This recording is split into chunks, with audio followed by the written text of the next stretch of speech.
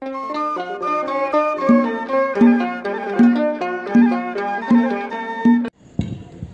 አብ ወወልድ ወመንፈስ ቅዱስ አሐዱ አምላክ። በስመ አብ ወወልድ ወመንፈስ ቅዱስ አሐዱ አምላክ። በስመ አብ ወወልድ ወመንፈስ ቅዱስ አሐዱ አምላክ። የእግዚአብሔር ቤተሰቦች ሁላችሁ አንድ አምላክ በሚሆን በአብ በወልድ በመንፈስ ቅዱስ ስም እንደምን ሰነበታችሁ?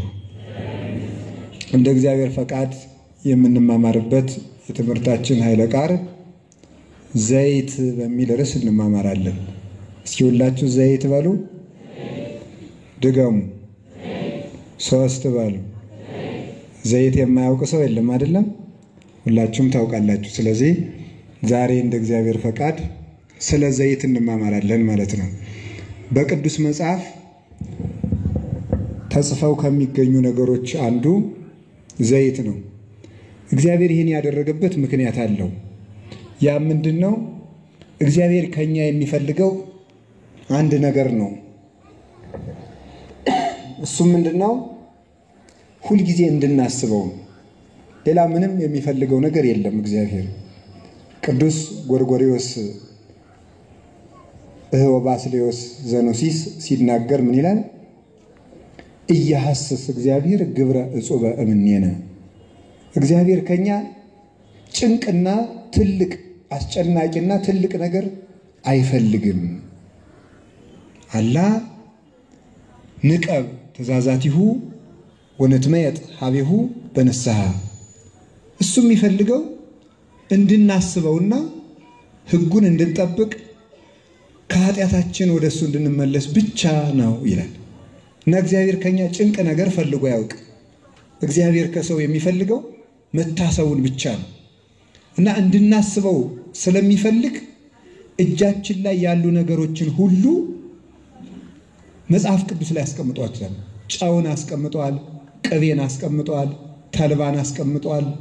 ያላስቀመጠው ነገር የለም። ልብስን አስቀምጧል፣ ሰረገላን አስቀምጧል፣ በሬን አስቀምጧል፣ እርሾን አስቀምጧል፣ ወተትን አስቀምጧል፣ ዱቄትን አስቀምጧል፣ ቡሆውን አስቀምጧል፣ የአሳ መረቡን አስቀምጧል። ይህን ሁሉ ያደረገበት ምንድነው ሲባል እነዚህን ባየን ቁጥር እግዚአብሔር እንድናስታውስ ነው። ክርስቲያን ማለት ሌላ አይደለም። እግዚአብሔርን እያየ ውሎ እግዚአብሔርን እያየ የሚያድር ማለት ነው። እግዚአብሔርን እያየ ጾሞ እግዚአብሔርን እያየ የሚበላ፣ እግዚአብሔርን እያየ ኑሮ እግዚአብሔርን እያየ የሚሞት፣ እግዚአብሔርን አይቶ የሚነሳ ማለት ነው። ሌላ አይደለም። ይኸው የሚታወቅ ዘንድ ዕለት ዕለት በምግባችን በምንጠቀምበት ዘይትን ደግሞ መጽሐፍ ቅዱስ ላይ እንደ ትልቅ ነገር አስቀምጦታል። ይህንን ያስቀመጠበት ምክንያት እንድናስበው ብቻ አይደለም። እግዚአብሔር የእኛን ትንሹን ቁም ነገራችን ሳይቀር ሳይንቅ ሳያቃልል እንደሚቀበለው ደግሞ ለማመልከት ነው። በጣም ቸር ከመሆኑ የተነሳ ለትንንሽ ነገሮቻችን ሳይቀር ትኩረት የሚሰጥ ቸርና መሐሪ አምላክ ለመሆኑን ለማመልከት ጥቃቅን ነገሮቻችን ጭምር ይነግረናል። ለምሳሌ በብሉይ ኪዳን ካሁን ቀደምም እንደሰማችሁት እግዚአብሔር ስለ አሮን ስለ ልብሰ ተክህኖ ሲናገር ልብሰ ተክህኖ 5 መንዲሎች ይኑሩት። አሁን እዚህ የለበሱት አባቶቻችን በዚህ የወረደው 5 መንዲሎች ይኑሩት። ከዚያ መካከል ደግሞ የመንዲሉ ቁልፍ የኔ ያህል ይሁን፣ የደረት ኪስ 2 ይሁን፣ ከደረቱ ኪስ መካከል ደግሞ የኔ ያህል ቁልፍ ይሁን ይላል።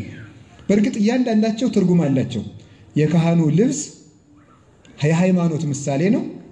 በዚህ ላይ የሚወርዱት 5ቱ መንዲሎች በካህኑ ቅድም ባያችሁት በካህኑ ላይ የወረዱት 5ቱ ላንቃዎች ወይም መንዲሎች ምኖች ናቸው?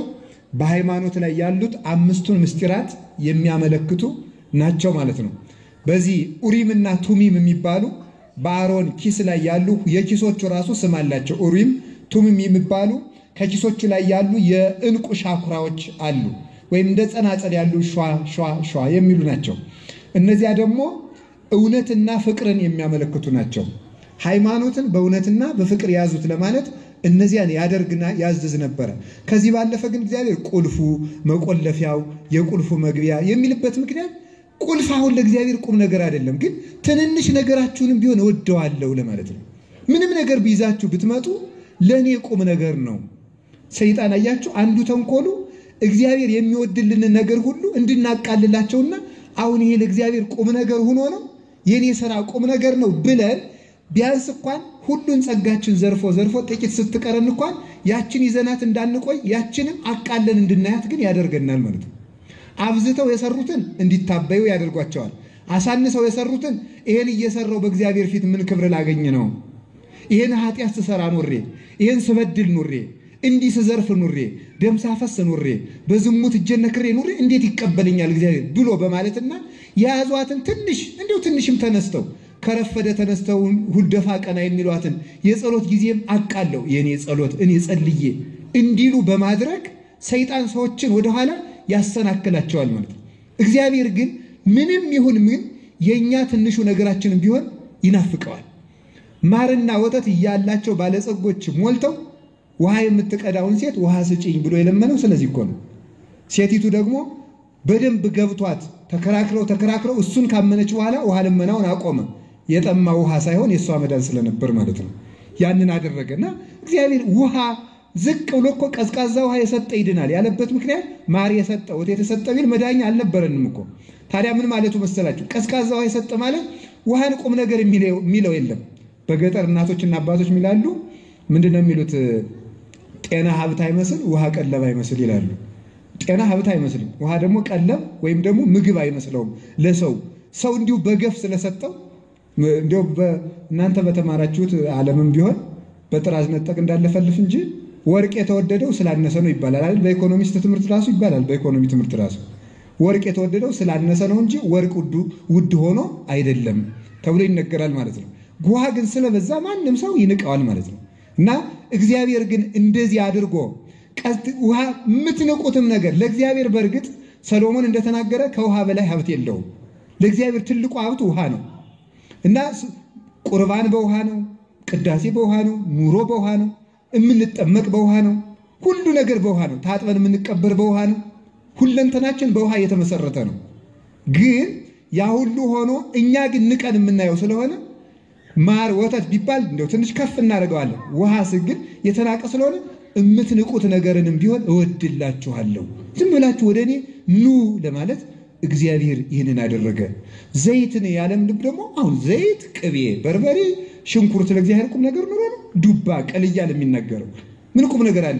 ግን የእናንተ ያነሰ ነገር በእኔ ፊት ግን ሞገስ ያገኛል። ታናሹን ነገራችን አብዝቶ ተመልክቶ በፊቱ የሚያቆመን መድኃኔዓለም ክብር ምስጋና ይግባው። ከዚያውም ዘንድ ምን አለ? ዘይት አለ። እንግዲህ ዘይት እኔ ባነሳው ጊዜ የወይራ ዘይት ነው የምናገረው። ዛሬ ሀብታሞች የሚበሉት ነው አሉ ስንሰማ ማለት ነው። ግን አሁን መጽሐፍ ቅዱስ ላይ የተጻፈው የወይራ ዘይት እንጂ የኑጉና የተልባውን የጎመን ዘሩን አይደለም ማለት ነው። ለምሳሌ እንዲመች እሱን ነው የምነግራችሁ ማለት ነው። ወይራ ዘይት ባለ ጊዜ ወይራ ራሱ ዘይት ተብሎ ነው የሚጠራው በመጽሐፍ ቅዱስ። እና ዘይት የሚል መጽሐፍ ቅዱስ መነሻ ርዕሳችን የት እናገኘዋለን ብትሉ ብዙ ቦታ ነው የምታገኙ። በቃ ማስረጃው የት ነው ከተባላችሁ መጽሐፍ ቅዱስ። ኋላ እያንዳንዱን ምዕራፍ እየነቀስን እናመጣዋለን ማለት ነው።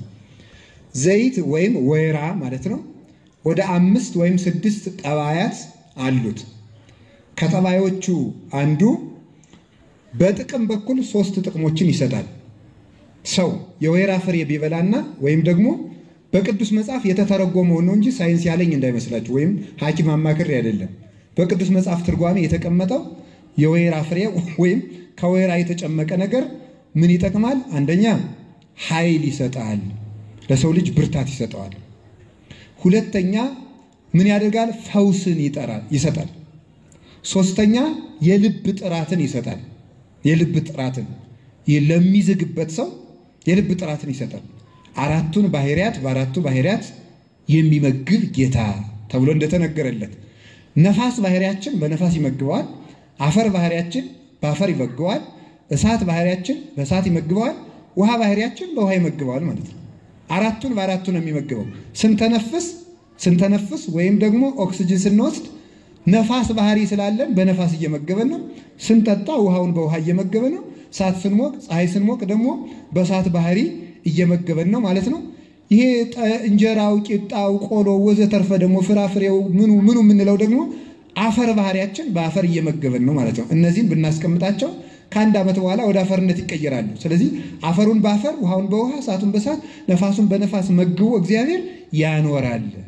ዘይሴስቲ ለኩሉ ዘሥጋ በብዝኃ ሂሩቱ በቸርነቱ ብዛት በዝናብ አብቅሎ በፀሐይ አብስሎ ፍጥረታትን የሚመግብ ጌታ ይላሉ አባቶቻችን ውዳሴ ማርያም ሲተረጉሙ። አንድም ደግሞ ተመልከቱ በዝናብ አብቅሎ አራቱን ባህሪያት ለአራቱ ባህሪያት የሚመግብ ጌታ፣ አንድም ደግሞ ስጋውን ደሙን ለልጆቹ የሚመግብ ጌታ ብለው ይተረጉሙታል። ስለዚህ መጋቤ ኩሉ መሴሰየ ኩሉ ኢየሱስ ክርስቶስ እሱ በወይራ አማካኝነት ሚጣል ይሄ ለሚዝግበት ሰው አይምሮ የማስታወስ አቅም ለሌለው ሰው ወይራን እየተመገበ ማርና ወይራ ለሰው ልጅ ለማስታወስ ይጠቅማሉ ተብለው ስለማር ሰለስቱ ምዕትም በፍትሐ ነገሥት ተናግረዋል። ኤጲስቆጶስ ማለት ወይም ኮሮሱ ቆሞሱ ማለት ነው። እሱ መጽሐፍ ሲመለከትና የምዕመናን ብዙ ጉዳዮችን ሲሰማ ልቡናው እንዳይዝግበት አንዱ በኃጢአት ወድቄ ይለዋል፣ አንዱ እርቦኛል ይለዋል፣ አንዱ እናቴ ሙታብኝ ይለዋል። ካህን የማይሰማው ገመና የለም መቼም ችግር አለ። አንዳንድ ሰው ደግሞ መጥቶ መጸለይም አልፈልግም መጾምም አልፈልግም እንደምታረጉ አድርጉኝ የሚልም አለ። ደግሞ ከባድ ነው በእውነት ማለት ነው። ይህን ሁሉ ሲሰማ አይምሮው እንውዝ እንዳይሆን ድንዙዝ እንዳይሆን ሰምቶ የማያስታውስ እንዳይሆን ጭንቀታቸውን ሌሊት በጸሎት ካለማሰብ እንዳይዘገይ እግዚአብሔር እንዲያስታውስ በምግብ በኩልም ማር ይመገብ ብሎ አባቶቻችን እዚያ ላይ ሰርተውታል። እነዚህ ለማስታወስ ይጠቅማሉ። ከዚያ ሁሉ በላይ ግን መሰረቱ ቅዱስ ቀሌምንጦስ ዘሮም እንደተናገረ መርሳት የማትፈልግ ከሆነ የማይረሳውን እግዚአብሔር በልብህ አሳድረው ብሎ ተናግሯል። እግዚአብሔር ሁሉን አይረሳምና እግዚአብሔር በልብህ ካደረ ያን ጊዜ ልብህ ይጠራል። ስለዚህ ወይራ ይሄን ቅጠሉ ፍሬውን መመገብ ለዚህ ይጠቅማል። መጀመሪያ ያጠራዋል። ይሄ በነገራችን ላይ ሰው በአመጋገቡም ቢሆን እንዲያግበሰብስ አልተፈቀደለትም። በእውነት ማለት ህሙግ መብልዕ የሐምግ ልበ የደፈረሰ ምግብ ልብን ያደፈርሳል ይላል። ይደፈረስ ማግበስበስ ማለት ነው። ያንን መብላት አሁን እኮ ሰው መርጦም አይበላም መርጦም አይናገርም። ድሆችሳ በሉ ቆሎ ብሉ በቃ ያንንም ከመጋፈፍ ቆሎይቱን ቁርጥም ማርጎ ውሃ መጠጣት። እውነቴን ነው የምነግራቸው። አሁን ሰው ዝም ብሎ እያግበሰበሰ ስለሚበላ ቢያጠናም አይዝም ቢያነብም አይገባውም። አሁን እንዲያውም መጽሐፍ ማንበብ ልብን ለማጥራት ሳይሆን እንቅልፍ ለማምጫ ዘዴ ሆኗል አሁን ማለት ነው። ሰው እንቅልፍ እምቢ ያለው ሰው እምቢ ያላችሁ ካላችሁ መጽሐፍ አንብቡ ማለት ነው ምክሩ። ሐኪሞች ቆይተው እንዳይመክሩት ነው መስጋት። ስለዚህ አሁን በጣም ሰው እና ምንድነው ያገኘው ዝም ብሎ ከመብላቱ የተነሳ ነው። እና ሰው ክርስቲያን በእውነቱ ንጹህ ነው። በየመንገዱ አይበላም፣ ገበያ ላይ አይበላም፣ እየተራመደ አይበላም። ስለ ሁሉ ነገር ተጠንቅቆ ነው። ብቻዬን ነኝ ብሎ ያለ መጠን አይጎርስም። ከሰው መሃልም እንዲሁ ከሰው ዓይን የሚከፋ ምን አለ ይላል ሲራክ። ከሰው ዓይን የሚከፋ ምንም የለም። ራእየ ጳኩሚስ የሚባል መጽሐፍ አለና ቅዱስ ጳኩሚስ ለልጆቹ ለመነኮሳት ስርዓት ሲሰራ መነኮሳት በሚመገቡበት ጊዜ ማንም ሰው ሊያያቸው አይገባም። አጠገባቸው ያለው ሰው መነኩሴ እንኳን ቢሆን እርስ በርሳቸው እንዳይተያዩ እና አባ እንዲህ አድርገው ይጎርሳሉ እንዴ እንዳይባባሉ ቆባቸው ለመመገቢያ የሚሆን ረጅም ቆብ አሰፍተው ዓይናቸውን ሸፍነው ይብሉ ይላል። ሰው እንዳያሰናክሉ በሰውም እንዳይሰናከሉ ማለት ነው። ስለዚህ የሰው ልጅ ባኗኗሩ ሁሉ ጥንቁቅ መሆን አለበት ማለት የጠራ የቅዱስ እግዚአብሔር ልጅ ስለሆነ የቅዱስ ልጅ ቅዱስ ስለሆነ ሁለንተናው ያማረ የሰመረ ክርስቶስ የሚነበብበት ንጹህ መጽሐፍ መሆን አለበት አንድ ሰው። ከዚያ የተነሳ ነው እንጂ እግዚአብሔር ሁሉንም ፍጥረት ባርኮታል ቀድሶታል። እና ምን አደረገ? ዘይት አንደኛ ወይም ወይራ ልብ ያጠራል፣ ኃይል ይሰጣል። ሶስተኛ ይፈውሳል፣ ፈውስን ይሰጣል፣ ቁስልን ያደርቃል። ቁስሉን ደግሞ ሲያደርቀው በጣም በአስደናቂ ሁኔታ ነው። ዓለም ልሞ ነው የሚያደርቀው። ዓለም ልሞ አለዝቦ አንዳንዱን ቁስል ሲድን ምን ያደርጋል? በጣም ጠብቆ ደርቆ አስጨንቆ ይድናል። ወይራ ግን ቁስሉን ያለዝበውና መልሶ ይፈውሰዋል። ስለዚህ የዘይት ጠባይ 4 ነግሬያቸዋለሁ። ብትነግሩኝ ደስ ይለኛል፣ ባትነግሩኝም አይከፋኝም። አትናገሩ? 1 ልብ ያጠራል፣ 2 አቤት ፈውስ ይሰጣል 3 ቁስል ይፈውሳል 4 እነዚህ ጥቅሞች አሉት። ሌላው የዘይት ጠባይ መብራት ይሆናል። ከፈትል ጋርና ከሰም ጋር ተዋህዶ መብራት ይሆናል ዘይት ማለት ነው። የ5ኛ ጠባይ ሆነ። 6ኛ ከዛፎች እንኳንስ ዘይቱ የወይራው ዘይት ተጨምቆ መብራት ሆኖ ይቅርና ከዛፎች ፍልጥ ሁሉ ለመብራት የሚሆነው የወይራ ፍልጥ ነው። ገጠር ያው ለከተማ ልጅ ይሄን መንገድ አስቸጋሪ ነው፣ ግን ስሙትም ብላችሁ እንግዲህ እናኛ ገጠር ስናድግ ምን ተደርጎ መስላችሁ ወይራ ፈልጠን ለማታ ለራት መብለያ የሚሆነው ፍልጥ አጋም የሚባል እንጨት አለ። እሱን ቀጥቅጠን እንግዳ ከመጣ ቆመን አብርተን ዳረጎት ሲሰጠን ፊታችን ወደ ግድግዳው ዙረን በልተን ያደግን። ክርስትና እኮ እንደው ጭምትነት እኮ ነው ማምለክ። አሁን የከተማ ልጅ አይጣል አይደረስ እንደ በሬ መብላት ዝም ብሎ 24 ሰዓት ማለት ነው።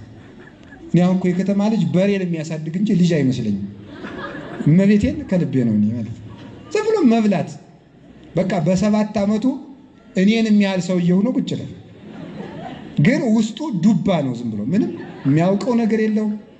መከራ አይችልም፣ ረሃብ አይችልም። ለልጆቻችሁ ረሃብ ማስለመድ አለባችሁ። እውነቴን ነው። ረሃብ ማስለመድ አለባችሁ። አብልታችሁ እናንተ የሚመስላችሁ እናንተ ገንዘብ ስላላችሁ ልጆቹ የማይራቡ ይመስላችኋል። አንድ ቀን ሀብታችሁ እንደ ተራራ ቢናድግ እነዚህ ልጆች ተስፋ ቆርጠው መብል ለሰጣቸው ሁሉ ሃይማኖት ሊለውጡ ይችላሉ። ጭንቅ መልመድ አለባቸው። አባቶቻችን ቅዱሳን ሊቃውንት ሲተረጉሙ ጌታችን መድኃኒታችን ኢየሱስ ክርስቶስ በልብ መታሰቡ በቃል መነገሩ ከፍ ይበልና የማቴዎስ ወንጌል ምዕራፍ 14 ላይ ስታነቡ ጌታ ምን አለ? 5 እንጀራ አበርክቶ ህዝቡን ከመገበ በኋላ ምን አደረገ መሰላችሁ? ቅዱሳን ሐዋርያትን እንዲህ የሚል ትእዛዝ አዘዛቸው።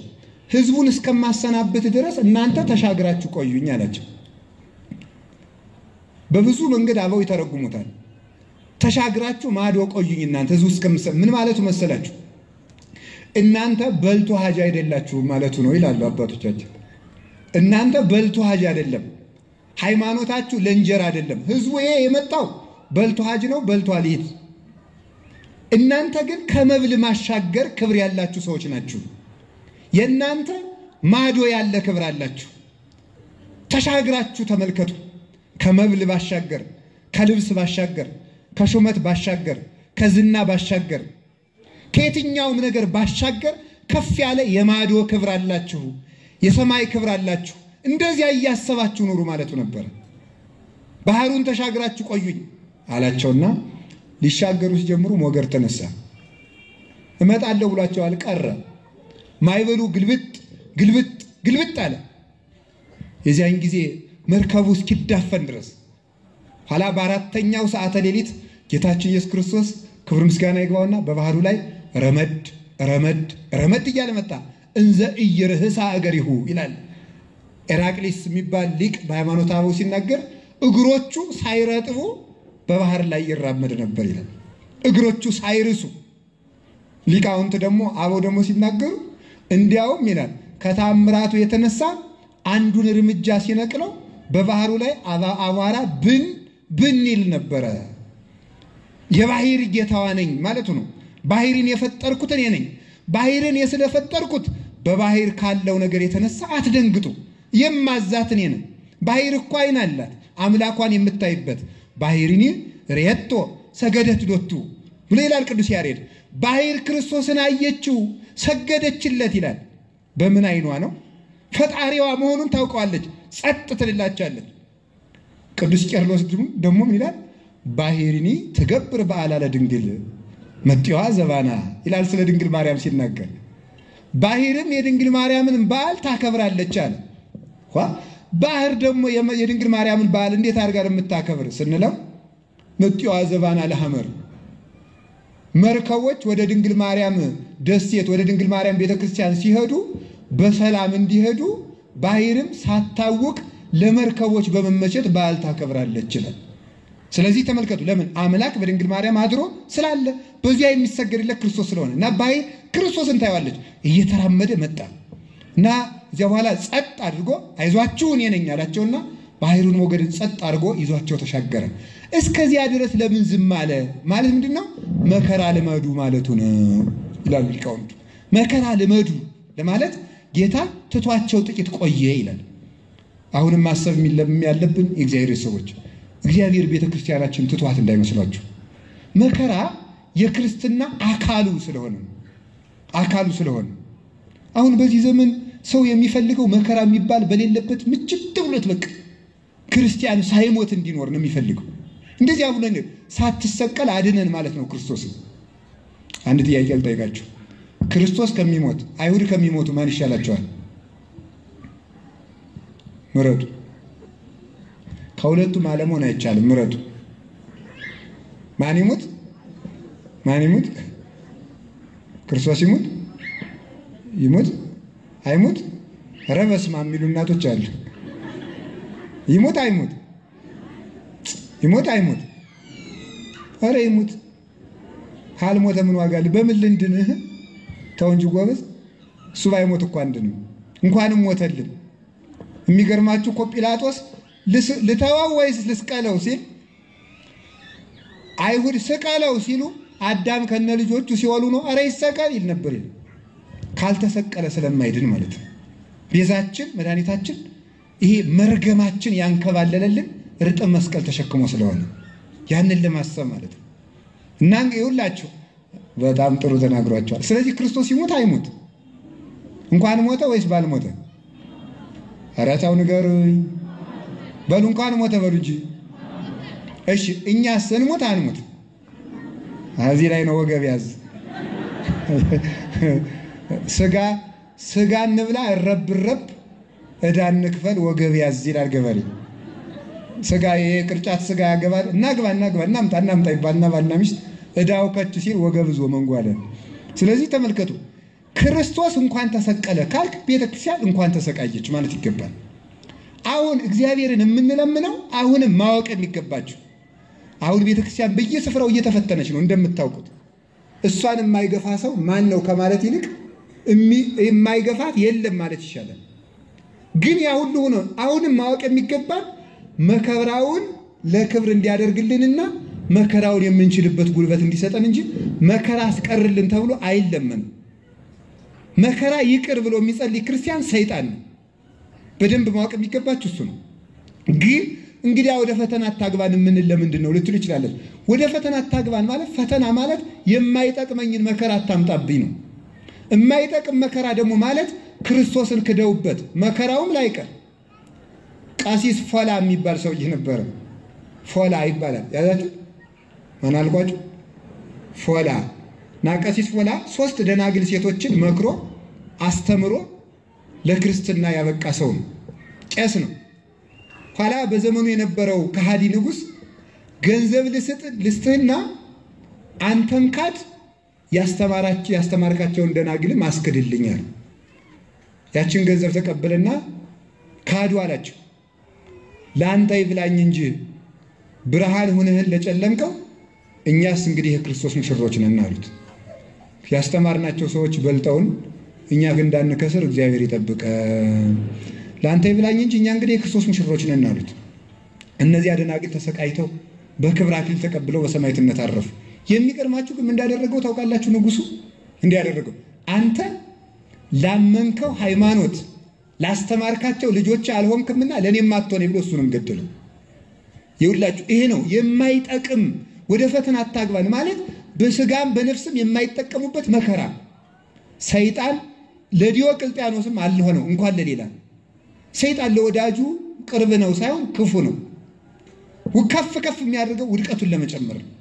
እንደዚያ ስለሆነ መከራ ይቅር አይባልም።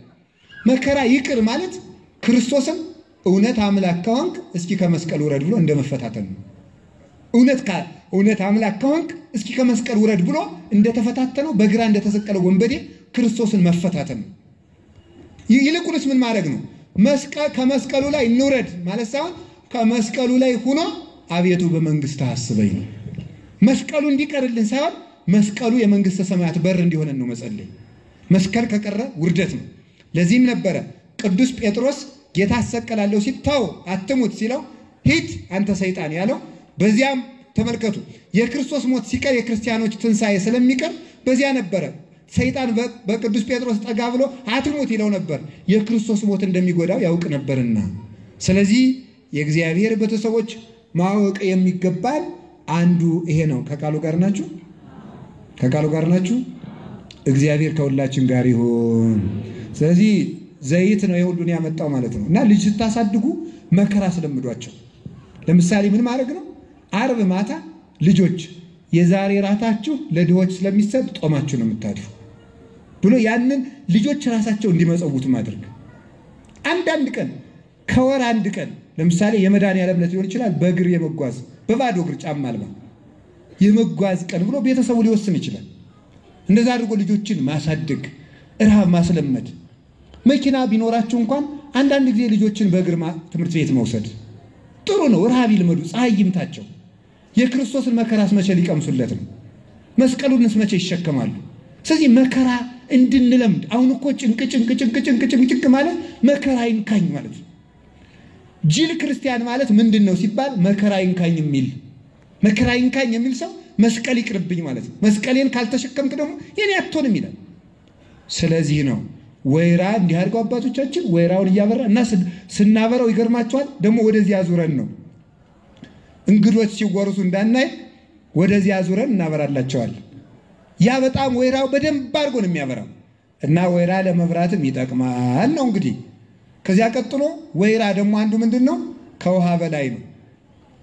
እስኪ አሁን በብረት ድስት ውሃ ጥዳችሁ ዘይት ብታረጉበት ዘይቱ ከላይ ነው ከታች ነው የሚሆነው? ከላይ ነው። ዘይት ከላይ ነው ምን ጊዜ። ስለዚህ ሁል ጊዜ እግዚአብሔር ዘይት ይስጠን። አሜን በሉ እንጂ።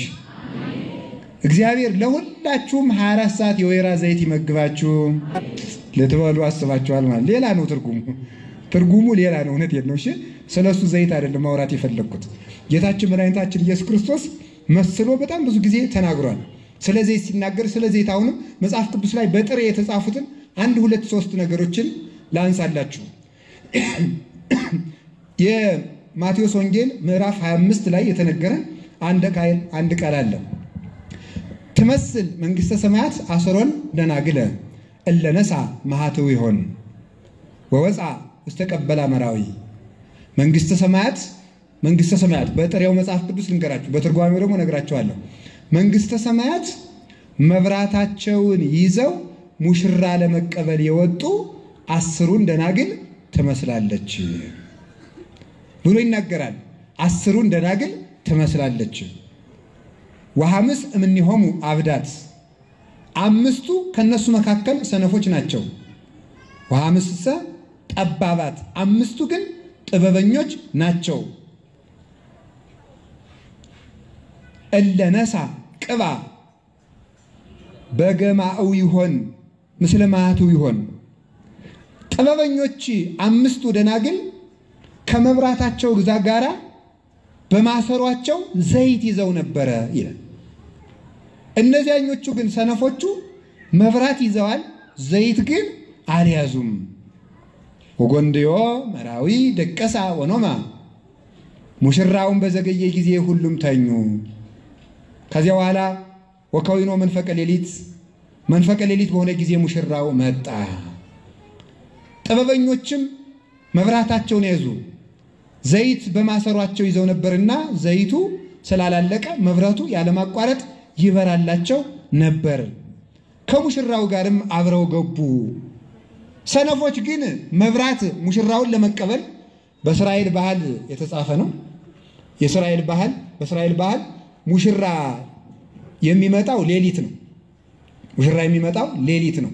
ማታ ተሄዶ ነው የሚመጣ። ዛሬም ገጠር ላይ ይሄ ይደረጋል።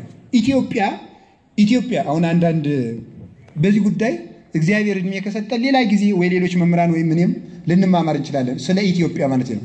ኢትዮጵያ መጽሐፍ ቅዱስ ውስጥ 40 ጊዜ ተጽፋለች እና ይሄ ነው እንደ ኢትዮጵያ የእግዚአብሔር ሀገር የሚያሰኛ። ሶሪያም ተጽፋለች ይላል። ዲዋይ የሞኝ ልቅሶ ገሳ ለብሶ ይባላል። ኢትዮጵያ የእግዚአብሔር ሀገር ናት ስትባል 40 ጊዜ መጻፍና 50 ጊዜ መጻፍ አይደለም ቁም ነገሩ። ስትጻፍ ምን ተብላ ተጽፋለች ነው። ሶሪያ ትገለበጣለች ተብሎ 100 ጊዜ ቢጻፍና ኢትዮጵያ እጇን ተዘረጋለች ተብሎ ሲጻፍ ልዩነት እኮ አለው። ሶሪያም ተጽፋለች ግብጽም ተጽፋለች ብሎ ማጭበርበር አይገባም። ምን ብላ ተጽፋለች ነው ማየት የሚገባው እሱ ነው። ስለዚህ አጻጻፋቸው የተለየ ስለሆነ ነው። እና ዛሬም ኢትዮጵያ ላይ ገጠር ላይ ሰርጉ ሌሊት ነው ሙሽራ ሄዶ ይዞ የሚመጣ ነው። ያው የከተማው ሰርግማ ታውቁታላችሁ አይደል?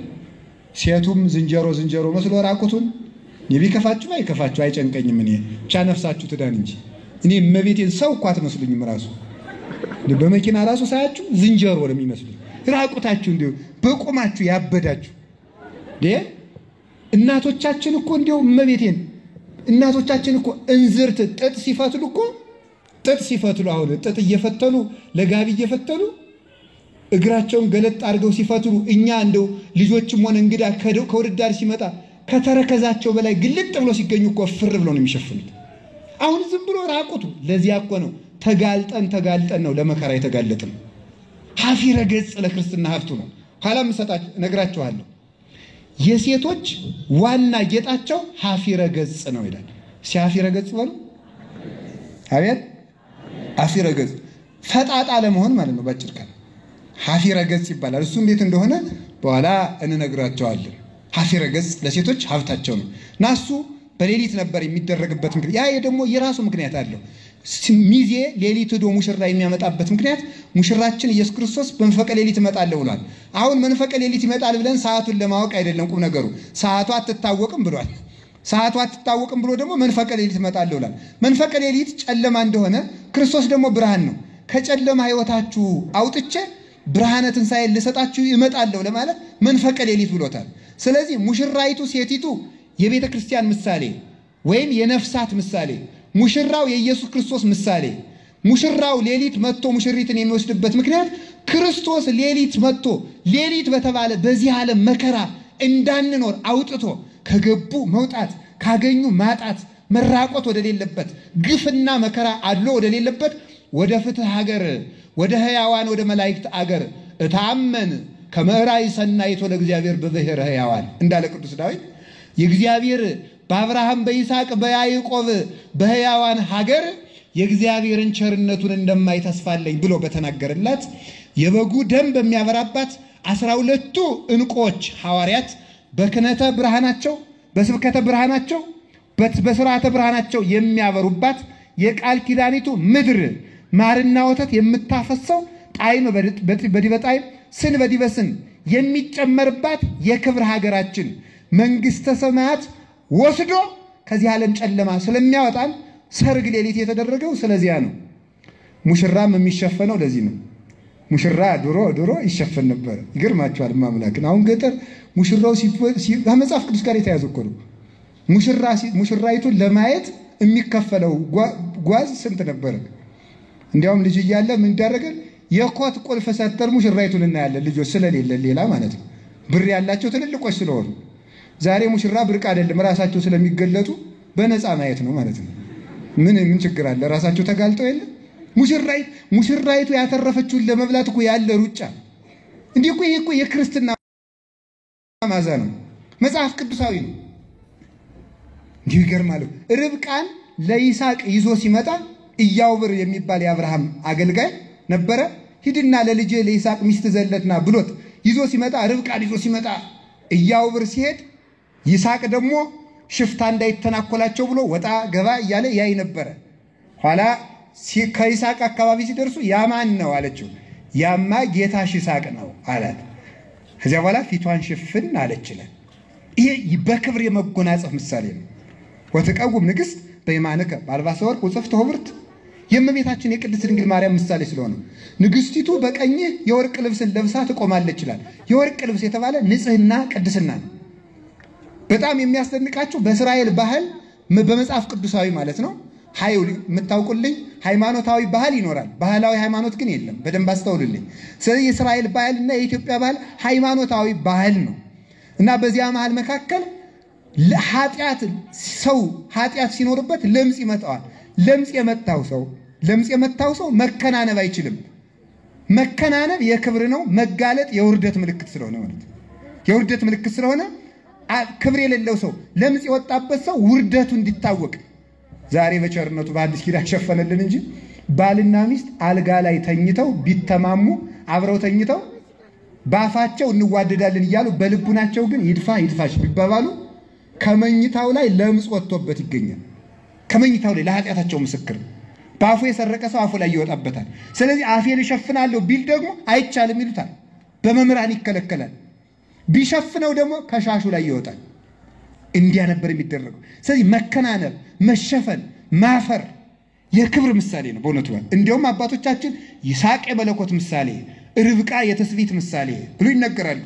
ስለዚህ ይስሐቅ መጥቶ ርብቃን ከሀፍረቷ አስወግዶ እንደወሰዳት ክርስቶስም ከድንግል ማርያም የነሳውን ስጋ ሀፍረትን፣ ንዴተ ህላዌን፣ ጉስቁልና፣ ርሳትን፣ መሞት መበስበስን አስወግዶ በክብረ መለኮቱ አክብሮ በንግሰ መለኮቱ አንግሶ ከራሱ ጋር አንድ አድርጎ ቃለ አብ ቃለ መንፈስ ቅዱስ ለመባል አብቅቶ በዘባነ አብ በዘባነ ኪሩ በየማነ አብ ለመቀመጥ አብቅቶታልና የዚህ ምሳሌ ነው። መንፈቀ ሌሊት ሆኖ ሙሽሮች ተኙ። እነዚያ ሰዎች ተኙ፣ ሁሉም ተኙ። ሙሽራው መጣ። ሙሽራው ሲመጣ ያው የቅበላ ወቅት ስለሆነ ብዬ ነው። ሙሽራው ሲመጣ ቀበላ ሲባል አሁን ሳምንት እሑድ ጉባኤ ቢዘጋጅ የሚመጣው ሰው ጥቂት ነው የሚሆነው። ለምን ቀበላ? ቀበላ ማለት እኮ ክርስቶስን መቀበል ማለት ነው እንጂ ስጋን እንዳንበሳ መቀበል አይደለም። ክርስቶስን የምንቀበልበት ጊዜ ማለት ነው። በደንብ ማስተዋል የሚገባችሁ እሱ ነው። አሁን ትናንት የነነዌ ቀበላ ብሎ ሰው ሲበላ ነው ብሎ የሚያውቀው። እኔ እኮ ይገርመኛል። እኔ የእግዚአብሔርን ቸርነት የማደንቀው ስጋ በሚበሉ ሰዎች ነው። ለምን ስትሉኝ አይሰራም፣ ሰነፍ ነውና የታምጦ ስጋ እንደሚበላ ይደንቀኛል እኔ ማለት ነው። ሰው ሰነፍ ነው ደግሞ ስጋ ይበላል። እንደው ቸርነቱ አይደንቃችሁ? ተኝቶም እያበላ ነው እንጂ አሁን እንደው ሰው ሰርቶ ብላችሁ ነው። ከቃሉ ጋር ናችሁ። እግዚአብሔር ከሁላችን ጋር ይሁን። ሙሽራው መጣ። በኋላ እነዚያ ዘይት የያዙት መብራታቸውን ያዙ፣ እንዳያልቅ ዘይቷል። አብረው ገቡ። በእስራኤል ደግሞ መብራት ያላዘ ሰው ሚዜ መሆን አይችልም። በኋላ ምን ሆነ መሰላችሁ? እነዚያኞቹ እናበራለን ብለው አበሩ። ለጊዜው መለኮሱ ዘይት ስለሌለው መብራቱ ጠፋ። ሲጠፋ እባካችሁ ከመብራታችሁ ስጡን አሉ። አይ አልበነ ዘያክለነ ለክን ተመልከቱ፣ ለክን ለኛም ለናንተም የሚበቃ ዘይት የለንም። ሁራ ወተሳይጣ ሀበለ ይሰይጡ፣ ሂዱና ከሚሸጡት ግዙ። ለናንተም ጭምር የሚበቃ ዘይት የለንም፣ ሂዱና ከሚሸጡት ግዙ አሏቸው። እስኪ ሂዱና በሉ። ከየት ግዙ አለ? ከሚሸጡት ግዙ አለ። ከዚያ በኋላ ምን ቸግረን ሄደው ገዝተው ፈላልገው መጥተው ክፈትልን፣ በሩ ተዘጋ። ከዚያ በኋላ ምን አላቸው መሰላችሁ? እባክህ አርሆን እግዚኦ፣ እባክህ ክፈትልን፣ አቤቱ አሉት። አይ አማን ብለክን ከመያምረክን እስመስእንክን ተጊያሃት ተሰዓተ ምስሌ። እናንተ ከኔ ጋር 1 ሰዓት መትጋት አቅቷችሁ ኋላ ዘይት እንገዛለን፣ በ2 ሰዓት እንገዛለን፣ በ7 ሰዓት እንገዛለን እያላችሁ ሙሽርነቴን አላከበራችሁምና ከኔ ጋር መግባት አትችሉ፣ አላውቃችሁም ወግዱልኝ ብሎ በሩን ዘጋባቸው ይላል። እግዚአብሔር በሩ እንዳይዘጋብን ይጠብቃል። ምስጢሩን እንግዲህ እንናገር። አንዱ ስለ ዘይት የተነገረው ይሄ ነው። ሌላው ደግሞ በሉቃስ ወንጌል ምዕራፍ 10 ላይ አንድ ስለ ዘይት የተነገረ ደግሞ አለ። አንድ ሰው ነበረ አሐዱ ብእሲ እንዘ ይወርድ እምኢየሩሳሌም ሀበ ኢያሪሆ። አንድ ሰው ከኢየሩሳሌም ተነስቶ ወደ ኢያሪኮ ይወርድ ነበር። በዚያም ሲወርድ ረከብዎ ፈያት፣ ተመልከቱ። በዚያም ሲሄድ ወንበዶች አገኙት። ወሰለብዎ ልብሱን ገፈፉት፣ ተመልከቱ። ወፈቅዕዎ ቀጥቅጠው አድምተው ጥለውት ሄዱ። አንድ ካህን መጣ አለፈው፣ አንድ ሌዋዊ መጣ አለፈው፣ አንድ ሳምራዊ መጣ። ያ ሳምራዊ በአህያ ጫነው። ቁስሉ ላይ ምን አደረገለት ይላል? ዘይትና ወይን አፈሰሰለት ይላል። ዘይቱ እንዲያለዝብለት እና እንዲፈውሰው፣ ወይኑ እንዲያደርቅለት፣ ወይን ቁስል ያደርቃልና ይላሉ መተርጉማኑ። 2 ዘይትና ወይን አፈሰሰና በአህያው ጫነው። በአህያው ጫነውና ሲያበቃ ምን አደረገው መሰላችሁ? እዚያ በሽተኞች የሚጠጉበት ሀገር ነበረ፣ አስታማሚ ነበርና ወስዶ ፈውስ ሰሊተ፣ በእነዚህ በ2 ዲናሮች ፈውስልኝ 2 ሳንቲም ሰጠው ይላል ላስታማሚው። 2 ሳንቲም ሰጥና እነዚህን እንካና በእነዚህ ፈውስልኝ። እመቦ ዘአስተዋጻይከ ዘአቢ ዘይፈደፍድ እምዝንቱ እፈደየከ አመግባቴ። ከዚህ የበለጠ ወጭ ካወጣ እፈደየከ አመግባቴ። ከዚህ የበለጠ ወጭ ካስወጣ ከ2 ዲናር በላይ ወጭ ካወጣ ስመለስ ዋጋህን እከፍልሃለሁ ብሎ ሰጠ ይላል። አንዱ ደግሞ የዘይት ታሪክ ይሄ ነው። እግዚአብሔር ዘይቱን በልቡናችን ያሳድርልን። በአጭር ቃል ትርጉሙን ተነጋግረን ትምህርቱን እንጨርሳለን። ክርስቶስን ያህል ጌታውን ስለ ዘይት ያወራል፣ ስለ ዘይት ይናገራል። ይውላችሁ ኦርቶዶክስ እንኳን አረጋችሁ ማምላክን ከልቤ ነው። ሌላው ሰው የዘይት ምንድነው ብንለው መልስ የለው። ዘይት ነው ብሎ ቁጭ ነው። መጽሐፍ ቅዱስ አይተረጎምም የሚል ሰው አሁን መጽሐፍ ቅዱስ ካልተረጎመ ክርስቶስ ዘይት ዘወጡ ይላል። ዘይት ምንድነው ብንል መልስ የለም። ምንድነው ዘይት? እስቲ አሁን ማንንም ሰው ብድግ አድርጋችሁ ሂዳችሁ ኦርቶዶክስ ተዋህዶ ውጪ የሆነን ሰው ሰባኪ ነኝ ሊል ይችላል። ዘይት ምን ማለት ነው? ክርስቶስ ለምን ስለ ዘይት ያወራል ብላችሁ ጠይቁት፣ መልስ የለም። ቤተክርስቲያን ግን ኦርቶዶክስ ተዋህዶ መልስ ያላት ቤተክርስቲያን ሳትሆን ራሷ መልስ የሆነች ቤተክርስቲያን ናት። ራሷ ቤተክርስቲያኒቱ ራሷ መልስ ናት። መልስ ሳይሆን ያላት ማለት ነው። የሚቀበል ይቀበላል። ወደ ትርጓሜያችን እንመለስ። እግዚአብሔር ልቡናችን ይክፈትልን። እሺ ዘይት 5ቱ ደናግል 5ቱ ምኖች ናቸው? 5ቱ ደናግል ጥበበኞች ናቸው። 5ቱ ደናግል ሰነፎች ናቸው ይላል። እነዚህ ትርጉማቸው ወደ 4 ወደ 5 ትርጉም ይኖረዋል። 5ቱ ሰነፎችና 5ቱ ልባሞች ተብለው የተጠሩት የመጀመሪያው 10ሩ ደናግል ተብለው ተጠርተዋል። 10ሩ የተባሉት 10ሩ ህዋሳት ናቸው። 10ሩ ህዋሳት 5 የውጭ 5 የአፋ የውስጥ ሰው 10 ህዋስ ነው ያለው። ሳይንስ የሚለው ስንት ነው? አቤት እኔ ስንት አልኳችሁ? 10። አዎ ሳይንስ ድሮም ለውጭ ነው የውጭውን ነው የሚናገር። የሆዱን ሳይንስ ይነግራቸዋል፣ የልብ የልቡን እኛ እንነግራቸዋለን። ስለዚህ 5 አለ። እግዚአብሔር ግን የሰጠን ምንድነው? 10 ነው። የውጭ አይን አለን፣ የውስጥ አይን አለን። ለምሳሌ ተመልከቱ ሶበሰ እውራን አንተሙ እሚኮነክሙ የጋዬ ባይቱ ተመልከቱ። ነገ ምን አላቸው መሰላችሁ? እውር ብትሆኑ በደል አልነበረባችሁም ነበረ። እውር ብትሆኑ በደል ባልሆነባችሁ ነበረ። ነገር ግን እናያለን ትላላችሁ አታዩም ብሏቸዋል ጌታ። እናያለን ትላላችሁ አታዩም ሲል ይሄ ምን ማለት ነው? እያዩት እኮ ነው ድንጋይ አንስተው ሊደበድቡት። ስለዚህ ሌላ አይን አለ ማለት ነው። እነዚህ ሰዎች አይናቸው ታወረ አለ ኢሳይያስ። ይህን ህዝብ እንዳራራለት አይኑ ታወረ። ደንቀወ እዘኒሆሙ ኧረ ጆሮአቸውም ደነቆረ ይላል። አይን እያላችሁ የላቸውም አላቸው። ሌላ አይን አለ ማለት ነው። ዘቦእዝን ሰሚዐ ለይስማ፣ ጆሮ ያለው ይስማ አለ ጌታ። ጆሮ የሌለው ነበር እንደዚህ አካባቢ? ሁሉም ጆሮ ኑሮት እኮ ነው። ጆሮ ያለው ይስማ ካለ ጆሮ ከሌላቸው ይሄን ቃል ራሱ በሚሰሙታል ሌላ ጆሮ ነበር ማለት ነው። ሌላ ጆሮ ነበር። በሉቃስ ወንጌል ምዕራፍ 24 ስታነቡ የትንሣኤ ዕለት ሉቃስና ቀሌዮጳ የሚባሉት ሁለቱ ደቀ መዛሙርት ከኢየሩሳሌም ተነስተው ወደ ኤማሁስ ሲሄዱ ጌታ አብሯቸው ሲሄድ መሃል ላይ እሱን አላወቁትም። እየተረጎመ ያስተምራቸዋል፣ አይገባቸውም። ምን ሆናቸው ግን እንደው ለምን ተታውሩ ትኩዛኒክሙ እንደው እንደዚህ ተጨንቃችሁ የት እየሄዳችሁ ነው ይላቸዋል። ምንድነው የምታዝኑት አላቸው። አልሰማህም እንዴ ክርስቶስ የሚባል መሲህ ነበር እኛንም ያድነናል ስንል እሱ ተሰቀለ አሉት። እናንተ ከእምነት የዘገያችሁ በዕለተ ዓርብ እሰቀላለሁ በሶስተኛው ቀን እነሳለሁ አላላችሁ እያለ ሲያስተምራቸው አላወቁትም።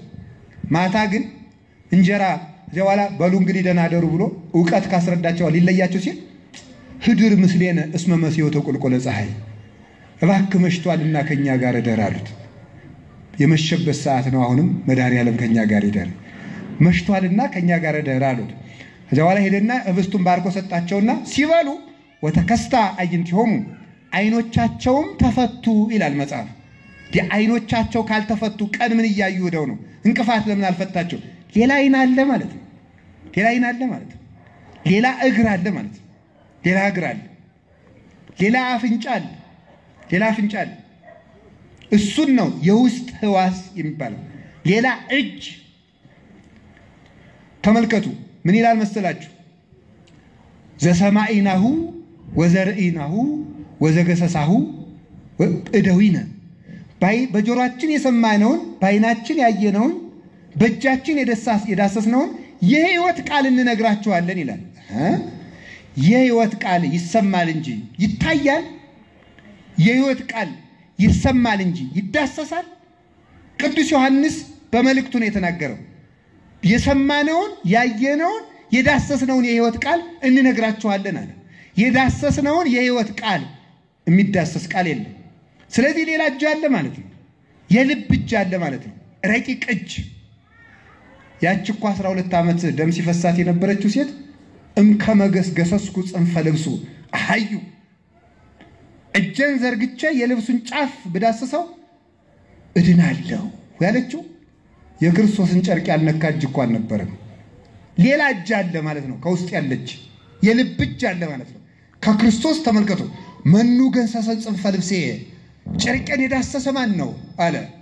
ይሄ ሁሉ ሰው እየተጋፋ ማን ነው ዳሰሰ ይላል እንዴ አሉ ሐዋርያት። እስመ ኃይል ወጻምኒ አይ ይሄ እጅ ኃይለኛ እጅ ነው ከኔ ኃይል ወጥቷልና በኃይል የነካኝ እጅ አለ አለ። ሌላ እጅ አለ ማለት ነው። ይሄ እጅ የልብ ዓይን፣ የልብ ጆሮ፣ የልብ እግር፣ የልብ አፍ፣ የልብ አፍንጫ አለው። እሱ ነው ደራሲው ጽኖኒ ጽና ፍቅርኪ ከመጽና ምዑዝ ዕጣን ወልቤ ሰክረ በፍቅርኪ ወይን ይላታል እመቤታችንን። ጽኖኒ ጽና ፍቅርኪ ከመጽና ምዑዝ ዕጣን ድንግል ማርያም ያንቺ የፍቅርሽ መዓዛ እንደ ንጹህ ዕጣን ሸተተኝ፣ እንደ ንጹህ ዕጣን ሸተተኝ። ወልቤ ሰክረ በፍቅርኪ ወይን ልቤ በፍቅርሽ ወይን ሰከረ ይላል። አሁን የእመቤታችን ፍቅር ይጠጣል፣ ይዘነበላል፣ ይቀዳል፣ በሌላ ጉሮሮ ይወርዳል ማለት ነው። በዚህ ጉሮሮ የሚወርድ አይደለም። በሌላ ምላስ ይቀመሳል ማለት ነው። በሌላ መዓዛ በሚለይ በውሳጣዊ መዓዛ ማሽተቻ ይሸተታል ማለት ነው። እሱን ነው ሲነግረን የነበረው ማለት። አምስቱ ሰነፎች ናቸው፣ አምስቱ ልባሞች ናቸው የተባለ ልባሞች የተባሉት በውስጥ ህዋስ የሚመሩ ናቸው። ሰነፎች የሚባሉት በውጭ ህዋስ የሚመሩ ናቸው። አላችሁ ሰነፎች ምንድናቸው? በምን ህዋስ የሚመሩ ናቸው? ልባሞችሳ እናንተ ዛሬ ራሳችሁን መድባችሁ እንድትሄዱ ፈልጋለሁ። እሱ ነው ደራሲው ጽኖኒ ጽና ፍቅርኪ ከመጽና ምዑዝ ዕጣን ወልቤ ሰክረ በፍቅርኪ ወይን ይላታል እመቤታችንን። ጽኖኒ ጽና ፍቅርኪ ከመጽና ምዑዝ ዕጣን ድንግል ማርያም ያንቺ የፍቅርሽ መዓዛ እንደ ንጹህ ዕጣን ሸተተኝ፣ እንደ ንጹህ ዕጣን ሸተተኝ። ወልቤ ሰክረ በፍቅርኪ ወይን ልቤ በፍቅርሽ ወይን ሰከረ ይላል። አሁን የእመቤታችን ፍቅር ይጠጣል፣ ይዘነበላል፣ ይቀዳል፣ በሌላ ጉሮሮ ይወርዳል ማለት ነው። በዚህ ጉሮሮ የሚወርድ አይደለም። በሌላ ምላስ ይቀመሳል ማለት ነው። በሌላ መዓዛ በሚለይ በውሳጣዊ መዓዛ ማሽተቻ ይሸተታል ማለት ነው። እሱን ነው ሲነግረን የነበረው ማለት። አምስቱ ሰነፎች ናቸው፣ አምስቱ ልባሞች ናቸው የተባለ ልባሞች የተባሉት በውስጥ ህዋስ የሚመሩ ናቸው። ሰነፎች የሚባሉት በውጭ ህዋስ የሚመሩ ናቸው። አላችሁ ሰነፎች ምንድናቸው? በምን ህዋስ የሚመሩ ናቸው? ልባሞችሳ እናንተ ዛሬ ራሳችሁን መድባችሁ እንድትሄዱ ፈልጋለሁ። በውጭ ህዋስ የሚመራው ይሄ ሰነፍ ነው። ክርስቶስ ሲመጣ እድል ፈንታ የለውም። በውጭ ህዋስ ማለት አይን ያየውን ብቻ የምትበላ፣ አይን ያየውን ብቻ የምታገባ፣ አይን ያየውን ብቻ የምትወድ፣ አይን ያየውን ብቻ የምታመን የዋህ ብሲ ፍጡነ ያአምን ወፍጡነ ይክህድ። ሞኝ ሰው ፈጥኖ ያምናል፣ ፈጥኖ ይክዳል ይላል። ታምር አይተን እንክዳለን፣ ታምር አይተን እንመለሳለን። ግር የሚል ነው። አላችሁ የላችሁ? እንደዚህ ያለ ትውልድ እሉት ወግፍቲት ወዘማዊት ትምህርተ ተሐስስ ወትምህርትሰ እይተዋሃባ ዘይንበለ ትምህርተ ዮናስ ነቢይ አመፀኛና ዘማዊ ትውልድ ምልክት ይፈልጋል አለ። አመፀኛና ዘማዊ ትውልድ ምልክት ይፈልጋል። አሁን በየቴሌቪዥኑ እገሌ ጆሮው ሲድን ተመልከቱ፣ አይኑ ሲድን ተመልከቱ፣ አፍንጫው ሲድን ተመልከቱ፣ ወጎባጣው ሲቃና ተመልከቱ። ያንን አይታችሁ ያመናችሁት እምነት ካለ እናንተ ዘማዊ ትውልድ ናችሁ ማለት ነው።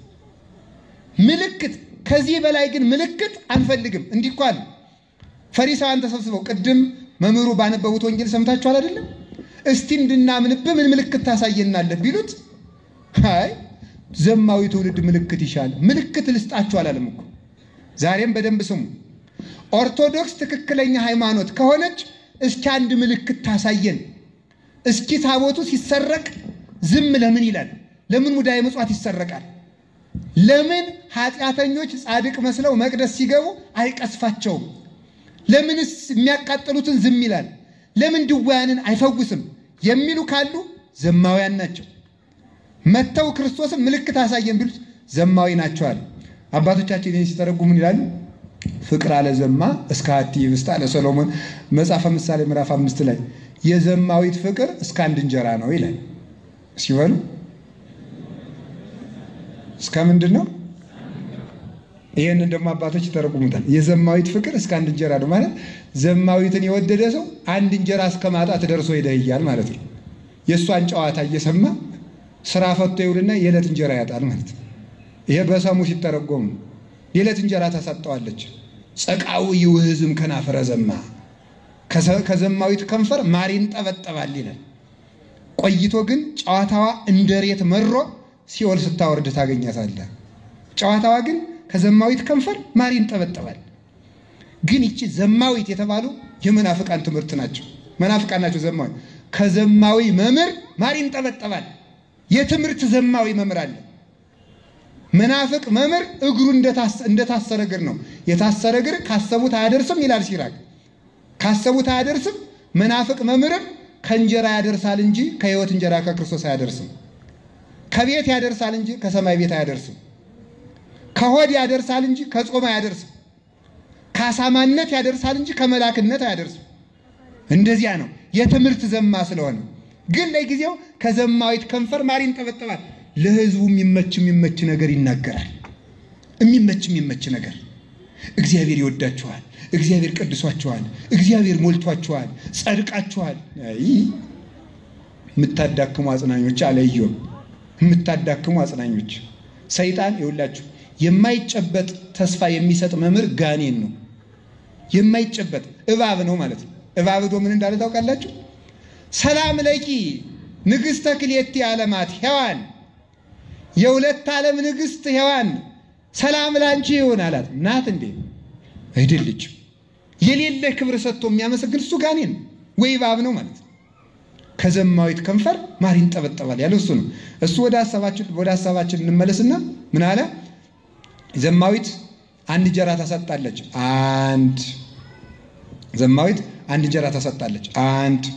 ሁለተኛ ደግሞ ዘማዊት ፍቅሯ አንድ እንጀራ አያስጨርስም። አንድ እንጀራ አያስጨርስም ማለት ከአንዱ ጋር አንድ እንጀራ አቅርባ እየበላች ሌላው ደህና ዋላችሁ ሲል መር ብላ ትወጣለች ይላል። አንድ እንጀራ አያስፈጽምም። ሶስተኛ ዘማዊ ሰው እንጀራ የተባለ ክብሩን እስከሚያጣ ድረስ ነው። ሆዳም ሰው እስኪበላ እንደሆነ የሚቸኩለው ዘማዊ ሰው ክብሩን እስኪጥል ድረስ ነው ሩጫው። እሱን ነው። ሌላው የዘማዊት ፍቅር እስከ አንድ እንጀራ ነው ማለት ይቺ ዘማዊት ዓለም ሩጫዋ የሕይወት እንጀራ ክርስቶስን ለመስቀል ነው ማለት ነው።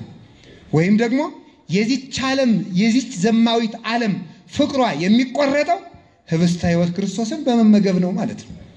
በሱ ኃይል፣ በሱ ስልጣን፣ በሱ ጨርነት፣ በሱ ጥበቃ ኃጢአት ከስሯ ተነቅላ ተቆርጣ ትወድቃለች።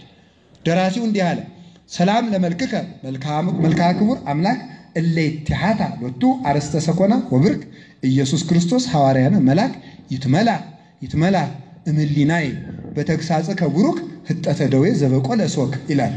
አቤቱ ምን ይላል መስላችሁ? ይትመላ እምሊናይ በተግሳጽከ ቡሩክ ህጠተ ደዌ ዘበቆለ ሶክ። አቤቱ ጌታዬ ኢየሱስ ክርስቶስ ሆይ እውነት እላችኋለሁ በምትለው በተባረከው ተግሳጽህ ከሆዴ ውስጥ የበቀለው የኃጢአት እሾህ ተነቅሎ ይውደቅልኝ ይላል መልክዓ ኢየሱስ ለመልክከ የሚለው ማለት ነው። ስለዚህ እሱ ብቻ ኃጢአትን ነቅሎ ሊጥል ይቻለዋል ስርየትን መስጠት እሱ ብቻ ከጉድጓድ ማውጣት ለሱ ብቻ የተቻለ ነው ማለት ነው። ስለዚህ በሕዋስ የሚመሩ በአፋ የሚመሩ የሚባሉት አይተን እንመን የሚሉት ናቸው። ካላየን እናምን የሚሉት አብላንና እንመንብህ እንዲህ አድርግና እንመንብህ የሚሉ ምልክት አይተው የሚመጡት እነዚህ ሰነፎች ናቸው።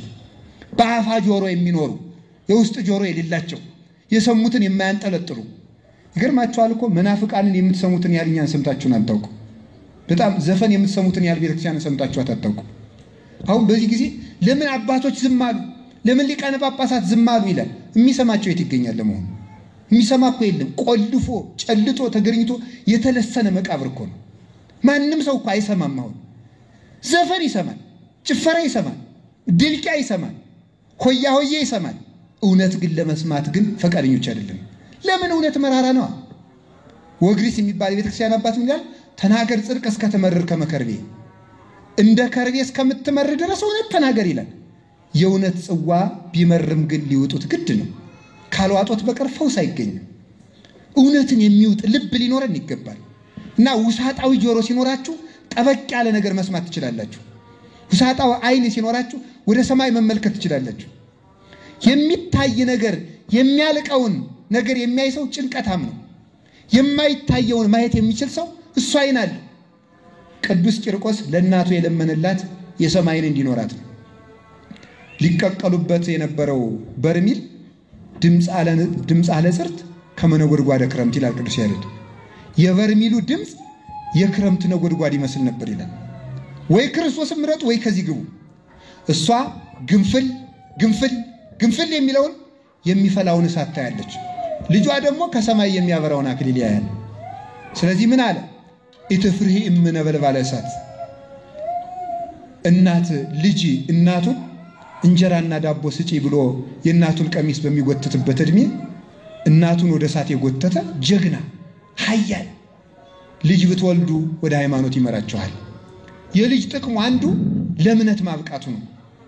እናት አባት ሃይማኖታቸው ቢደክም ልጆች እናት አባትን ለሃይማኖት ያበቃሉ። ስለዚህ መውለድ አለባችሁ ሁላችሁ። ያገባችሁት ማለት ነው፣ ደሞም የተፈቀደላችሁ ማለት ነው። ሰምታችኋል አይደለ? እና ልጅም አትጣሉ በሜዳ። እውነቴን ነው። ልጅ አትጣሉ፣ በሞት ይዣችኋል። ልጅ አትጣሉ። እስቲ አሁን እንደው ጉዳችን አሁን ሐኪም ቤት ደን ብናየው ግን አይገርምም?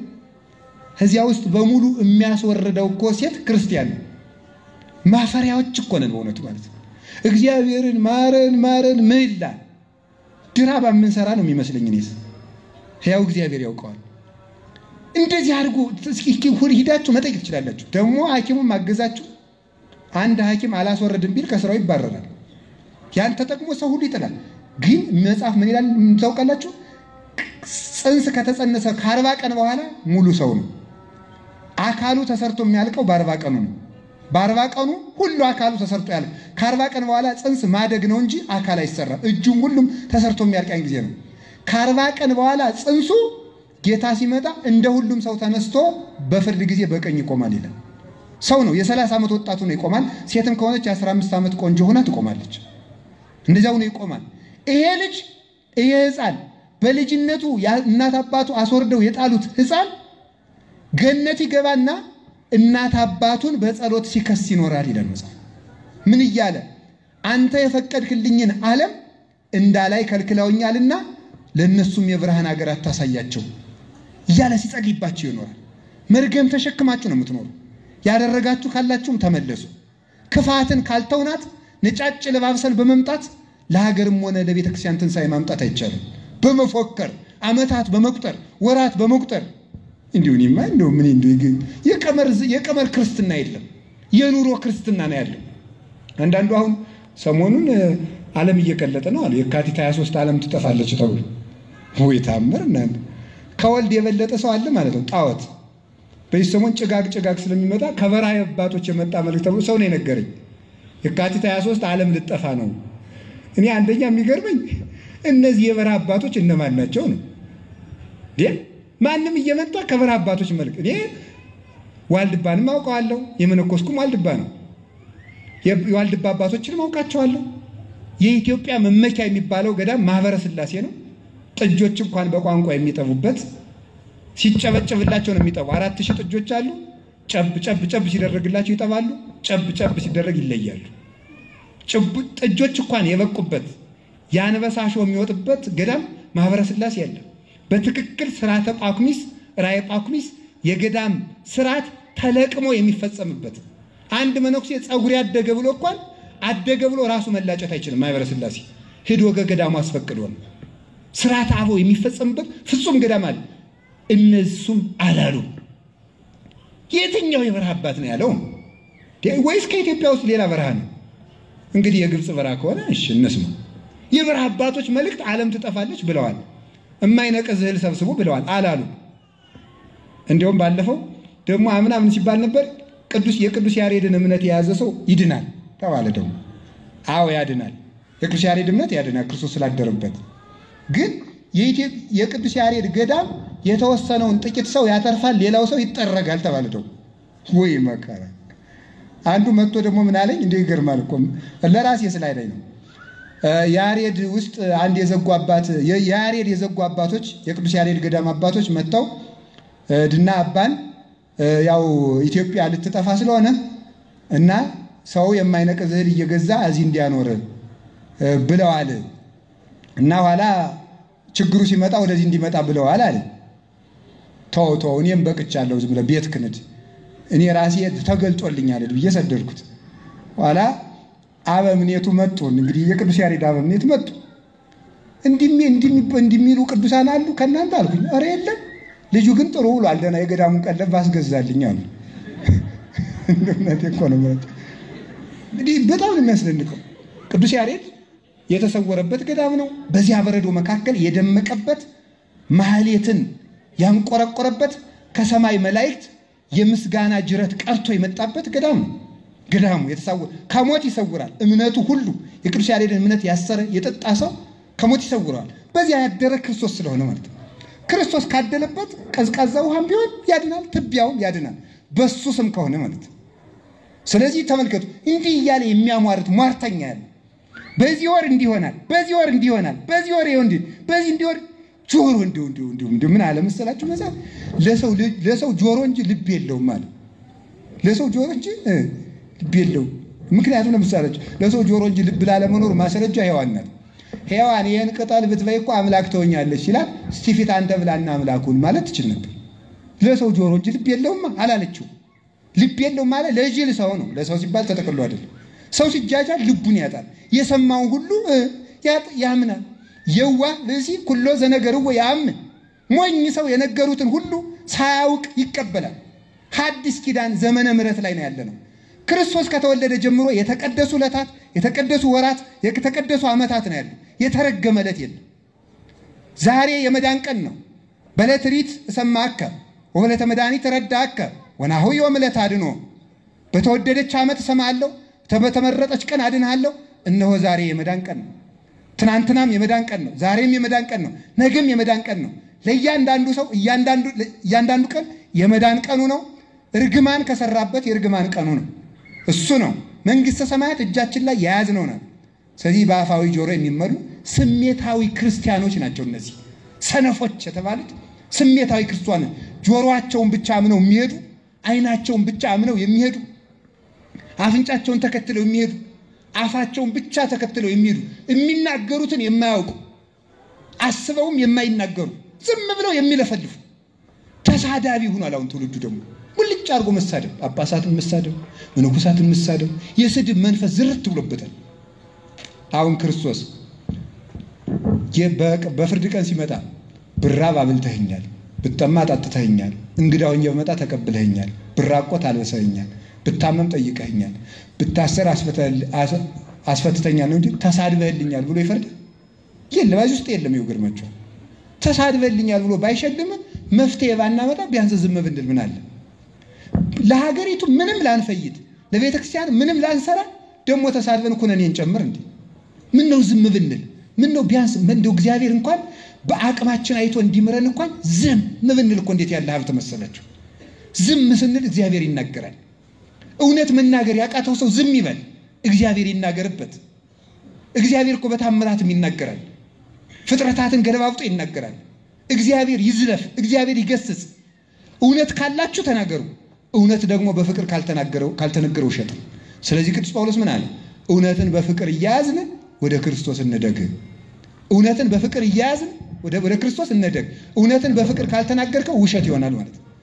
ክርስቶስ እውነትን በፍቅር ነው ይዞ የመጣ እንጂ እውነትን በጠብ ይዞ አልመጣም። እውነት በጠብ አይጸናምም፣ አይገለጥም።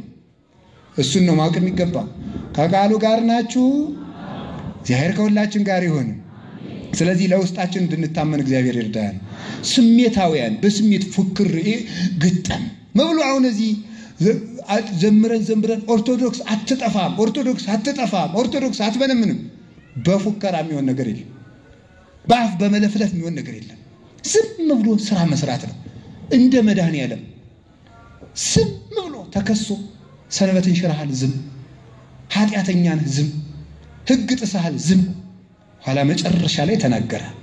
ወናሁ ተፈጸመ ኩሉ፣ እነሆ የአዳም መከራው አበቃ። ትንቢተ ነቢያት ተፈጸመ። ረሃብ አበቃ፣ እኔ ተፈተትኩላችሁ። ጥም አበቃ፣ እኔ ተቀዳሁላችሁ ብሎ ተፈጸመ ብቻ ብሎ ተናገረ። ስራውን ሰርቶ ሲጨርስ ነው የተናገረ። እስኪ ሰርተን እንናገር። ሳንሰራ እንናገርና ሰይጣን ቀድሞ ስራውን ያበላሸዋል። እሱን ነው የምነግራችሁና ጆሮአችሁን ሁሉ አትመኑት። ልብን ነው ማመን። አይናችሁን ሁሉ አትመኑት። ያያችሁን ሁሉ አትከተሉ። የአይንና የጆሮ ቀን ለመሆን የለባችሁ። ታምር ተከታይም አትሁኑ። ኮብላይ አትሁኑ። ከሰው ይልቅ ለቤተ ክርስቲያን ቅድሚያ ስጡ። ደጋፊም አትሁኑ። የሆነ ሰው ተከታይም አትሁኑ። የቤተ ክርስቲያን ሁኑ። የቄስም አትሁኑ፣ የአባም አትሁኑ፣ የሊቀ ጳጳስም አትሁኑ፣ የማንም አትሁኑ። የቤተ ክርስቲያን ግን ሁኑ። ቤተ ክርስቲያን ለምትላችሁ ኑሩ። ማንም ወጥቶ ይሄድ፣ ከቤተ ክርስቲያን ግን አትውጡ። ጉባኤያዊት ቤተ ክርስቲያን ያለች ሲኖዶሳዊ ናት፣ ሐዋርያዊት ናት፣ የመሰብሰብ ቤተ ክርስቲያን ናት፣ የግለሰብ አይደለችም። ስለዚህ የእግዚአብሔር ቤተሰቦች አፋዊ ስሜታዊ ክርስትና ይቅርብን። ለምን ተቆርባላችሁ? ደስ ይለኛል። ለምን ገሊትን አገባሃት? እንዲሁ ደስ ብላኝ ይላል። ደስ ብሎት ያገባ ደስ ሲለው ይፈታል። ደስ ሲለው የቆረበ ደስ ሲለው ይተዋል። ለምንድን ነው መነኩስ የምትሆነው? እንዲሁ ምንኩስና ደስ ይለኛል። ኧረ እንዲህ ብሎ ቀልድ የለም ጎበዝ። በጣም ብዙ መከራ ነው ያለው። ዝም ብሎ መመንኮስ ተው፣ ብድግ ብሎ ሄዶ መመንኮስ። አሁን ዝም ብሎ ዛሬ እኮ መነኮሳት የሚሰደቡ እኮ መነኩስ የሌለው ነው መስሏችሁ ነው። ኧረ ማምላክን ንጹህ መነኮሳት አሉ። በጣም እንደ ፀሐይ የሚያበሩ ቅጠል ሸምጥጠው የሚያድሩ ከግራቸው እንኳን እንጨት ሲፈልጡ ብረት ገብቶባቸው እግዚአብሔር ለተግሳጽ ያስገባው ነው አላስወጣም ሐኪም ቤት አልሄድም ብለው መከራ ተሸክመው እየተጋደሉ ሰይጣን በይፋ የሚከራከራቸው 150 ዳዊትን ባንደበታቸው እንደ ወንዝ እያፈሰሱ የሚዘምሩ 24 ሰዓት ጸልየው ሲደክማቸው እንኳን ደክሞኝ እንዳልወድቅ ብለው ወገባቸውን ከግንድ ጋር አስረው የሚያድሩ እኮ አሉ። እናንተ የምታዩ የሥጋውን አይን፣ በርግጥ በዚህ አይናችሁ የበቁትን ልታዩ ትፈልጋላችሁ? እንዴት ልናይ እንችላለን? እሱን ነው። ስለዚህ የተጨነቅንም ጭንቀታምም የሆኑ የተቸገርነው ቅርብ የምናይ ስለሆነ ቅርብ ማየት ነው። አሻግሮ ማየት አልቻልንም። ስለዚህ ቅዱስ ቂርቆስ የእናቴን አይን ክፈተው አለ። ሲከፈት በሰማይ መላእክት በሰማይ መላእክት አክሊል የብርሃን አክሊል ይዘው ሊያደርጉላቸው ሲሻሙ ሲረቡ አየች። አዎ ገባለሁ ከልጅ ጋር ወደ እሳቱ አለች። ስለዚህ አክሊሉን ስታይ ምን ገባች? ወደ እሳቱ ገባች። እሳቱ ስትገባ ቅዱስ ገብርኤል መጣ፣ ጸጥ አደረገው። ሁላችንም የክርስቲያን መመሪያው ክርስቲያኖች መከራን ሲሸሹ መከራው ይከተላቸዋል፣ መከራው ውስጥ ሲገቡ መከራው ይጠፋል። እሱ ነው አያችሁ መመሪያው። መከራን ተቀብሎ ማጥፋት ነው። ክርስቶስ ሞትን ሙት ሆነ ያጠፋው። ሞትን የምናጠፋው ሙተን ነው እንጂ ሞትን ሸሽተን አይደለም። ፍቅር አምላክን ለሰው እንዲሞት አደረገው። ፍቅር ክርስቲያኖችን ለክርስቶስ እንዲሞቱ ያደርጋቸዋል፣ ያጸናቸዋል። ፍቅሬን ሁሉ ያስደርጋል። የፍቅር ጉልበት ነው እሱ። ስለዚህ የእግዚአብሔር ሰዎች ካፋዊ ክርስትና እግዚአብሔር ይሰውራችሁ፣ እግዚአብሔር ይሰውረን። ስሜታዊ ክርስቲያኖች ዝም ብሎ ግር ብሎ እልል የሚል እነገሌ ለምን ተተቹ ግር በቃ ዝም ብሎ። ዋናው ጥያቄው እግዚአብሔር ይከፋዋል ወይስ ደስ አይልም? አባ እንጦንስ የተናገረውን አንድ ነገር ልንገራችሁ። ቅዱስ አባ እንጦንስ የመነኮሳት አባት የምንኩስናችን ጀማሪ አባታችን ቅዱስ እንጦንስ ልጆችን ሰብስቦ በገዳም አንድ ምክር ይመክራቸው ነበር። ምን ይላቸው ነበር መሰላችሁ? ምንም ነገር ከክርስቶስ ፍቅር እንዳይበልጥባችሁ ተጠንቀቁ። ምንም ነገር ከክርስቶስ ፍቅር ከበለጠባችሁ እሱ ጣዖት ነው ይላል። ስለዚህ ቅድሚያ ሰውም ቢሆን አባትም ቢሆን ሰባኪም ቢሆን ዘማሪም ቢሆን ከክርስቶስ ፍቅር ከበለጠብን ጣዖት አድርገነዋል ማለት ነው። ቅድሚያ የክርስቶስ ስርዓት አይጣስም። ምን ችግር አለ? ይሄኛው ክፉ ቢሆን ይሄኛው ጥሩ ነው የሚባል ነገር የለም። ቅድሚያ ለክርስቶስ ይሰጣል። እሱን ደስ ይበለው። እሱን ደስ የሚያሰኝ ከሆነ ምንም ይሁን እንከተለዋለን። እሱን የሚያስከፋ ከሆነ ተመልከቱ፣ ስለ ክርስቶስ እንኳን ሰው መልአክም ቢሆን ልንጠላ እንችላለን። አያደርጉትም እንጂ ማለት ነው። በቤተ ክርስቲያን አያደርጉትም እንጂ የሚባል ትምህርት አለ። ሰምታችኋል? እንዲህ ያለ ቅዱስ ጳውሎስ እመቦ ዘመሐረክሙ ካላ እምዘመሐርናክሙ ነሂነ መልአክ ጥቀም ሰማይ ውጉዘለ ይኩን። እኛ ካስተማርናችሁ ትምህርት ውጭ የሚያስተምር ሌላ ሰው ከመጣ የሰማይ መልአክ እንኳን ቢሆን የተረገመ ይሆናል። አንደኛ የወደቀው መልአክ ሰይጣን፣ ሁለተኛ አያደርጉትም እንጂ ሚካኤልና ገብርኤል ሩፋኤል እንኳንና ኡራኤል ቢሆኑ ሐዋርያት ከሰበኩት ስብከት ውጭ ከመጽሐፍ ቅዱስ ውጭ የሆነ ሐሳብ የሚያመጣ ሰው ካለ እሱ የተረገመ ይሁን ነው የሚለው። የተረገመ ቅድሚያ የክርስቶስ ፍቅር፣ ምንም ነገር የክርስቶስን ፍቅር የሚተካ የለም። ኃይልን ሁሉ የሚሰጠን የእሱ ፍቅር ነው። ኃይሉን ያድለን መድኃኔዓለም። በስሜት አትጸልዩ፣ በስሜት አትዘምሩ፣ በስሜት አትጹሙ። ከውስጥ ነው መምጣት ያለበት። ከውስጥ አፋዊ የልባችሁ አይን እንዲጠራ ለምኑት። እውነቴን ነው። ሀበነ እግዚኦ አዕይንተ አእምሮ ወትረ ተመልከቱ አይደል ያለ ለባይቲ ተቀይር አያ። አቤቱ አንተን ብቻ የሚያዩ የልብ አይኖችን ስጠን። አንተን ብቻ የሚያዩ አይኖችን ስጠን። አንተን ብቻ የሚሰሙ ጆሮዎችን ስጠን። አንድ ጊዜ አሉ፣ አልናገርም። ኢትዮጵያ ውስጥ ከነገሱት ነገስታት መካከል አንዱ ንጉስ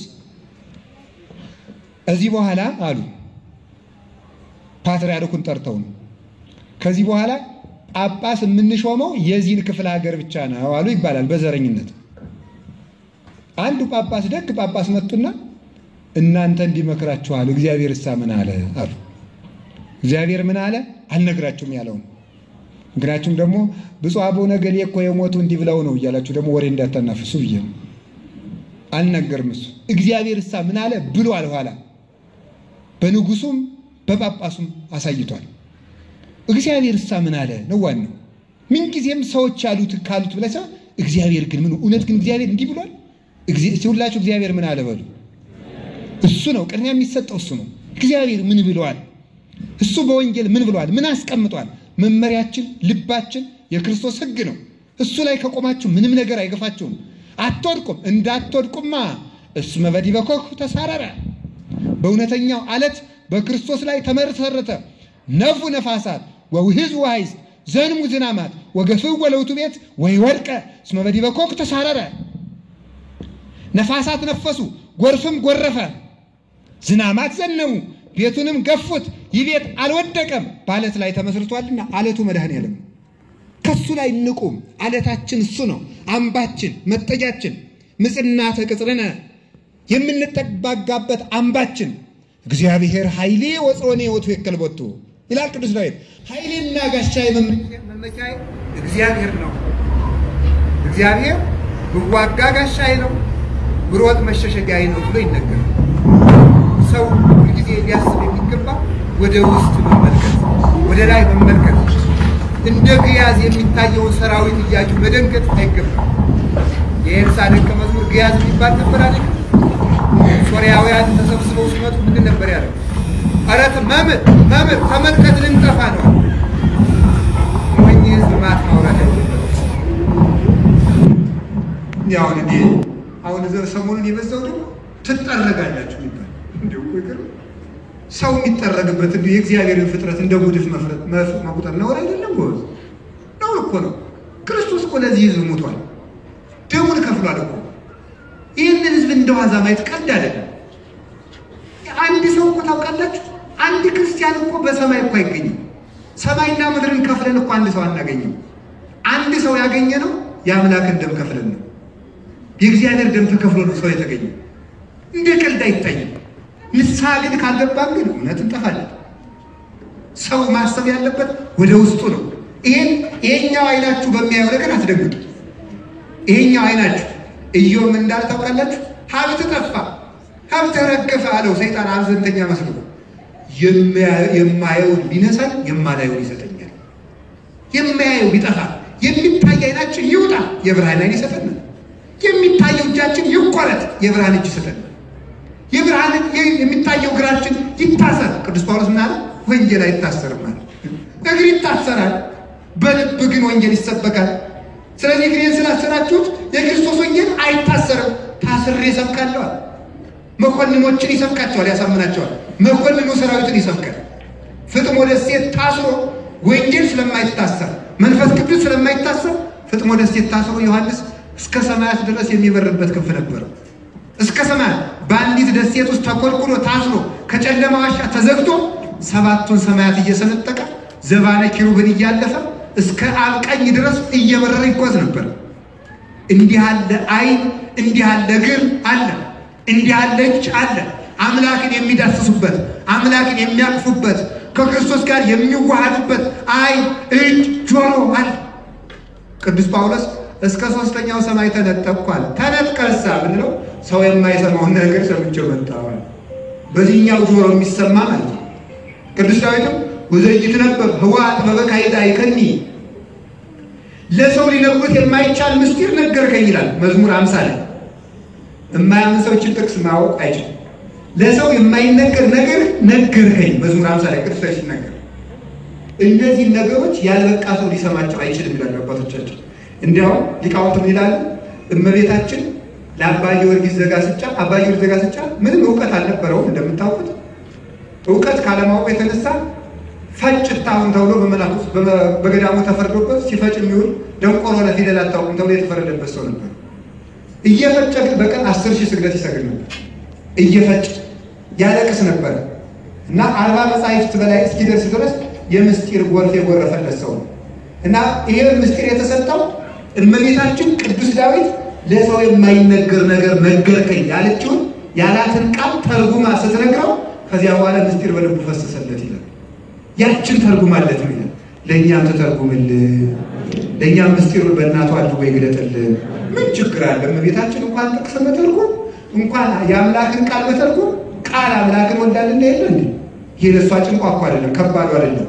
አምላክን እንኳን የቻለ ማህፀን አላት አይደል? ይህ እኮ ለእሷ ጭንቅና ብርቅ አይደለም። ይህን ሁሉ ትችላለህ። አምላክን ስችል ሌላዎችን አይቻላት ምንላል? ፈጽሞ አንችልም። እና ሰው ዓይኑን ከድንግል ማርያም ካልሰቀለ በቀር ዓይነ ልቡናው ሊበራለት ፈጽሞ አይቻለውም። እና ያንን ነው አያለው። እዚያ ደግሞ ራዕየ ዮሐንስ ምዕራፍ 3 ላይ የቤተክርስቲያኑ አስተዳዳሪ ምን እንዳለው ታውቃላችሁ? እንዲህ ነበር ያለው። ከሰባቱ የአብያተ ክርስቲያናት አስተዳዳሪዎች አንዱን አያለው ታያለህ ትላለህ፣ እውር ነህ። ለብሻለሁ ትላለህ፣ ራቁትህን ነበር ያለው። አውቃለሁ ትላለህ፣ አታውቅም ነበር ያለው። በእውነቱ ሀብታም ነኝ ትላለህ፣ ድሃ ነህ። ስለዚህ ዓይኔ እንዲበራ የኔን ኩል ተኳል ይላል ራዕየ ዮሐንስ ምዕራፍ 3 ላይ የኔን ኩል ተኳል ዓይኔ እንዲበራልህ፣ ራቁትህ እንዲረወገድልህ የኔን ልብስ ልበስ፣ የኔን ወርቅ ያዝ። ወርቅ ያለው ስጋውና ደግሞ ልብስ ያለው ጥምቀትን፣ ኩል ያላት ወንጌልን እሷን ተኳልና ዓይንህን ላብራልህ፣ የልብ ዓይን ይብራልህና ያን ጊዜ ስሉስ ቅዱስን ተመልከት። ሰራዊትን እግዚአብሔር የሰራዊት ጌታ እግዚአብሔርን ተመልከት። ከዚያ በኋላ እሱን ስትመለከተው ኃያላን መላእክት እንደ ቅጠል ረግፈው እንደ ሻሽ ተነጥፈው እንደ ቅጠል ተረብርበው በዝተው ከከዋክብት ይልቅ በዝተው ስታይ የምድር ወታደር አስደነግጠን። ያን ጊዜ እንዲህ ብለህ ትዘምራለህ። ወምስካይነ ውእቱ አምላኩ ለያዕቆብ ወበእንተዚህ ይፈርህ ለማለቅለቀት ምን ወለመኒ ፈለሱ አድባር ውስተ ድበባይ። የያዕቆብ አምላክ ረዳታችን ነው። ስለዚህ ምድር እንኳን ብትንቀጠቀጥ አንፈራም። ተራሮች እንኳን እየዘለሉ ወደ ባህር ቢገቡ አንደነግጥም ማለት ይቻላል። ይህም ማለት የሚቻለው ሃይማኖት ባለው ሰው ያ የሚኖረው ደግሞ የልብ ዓይን ሲኖረን ነው። የልብ ዓይን ይስጠን መድኃኒዓለም።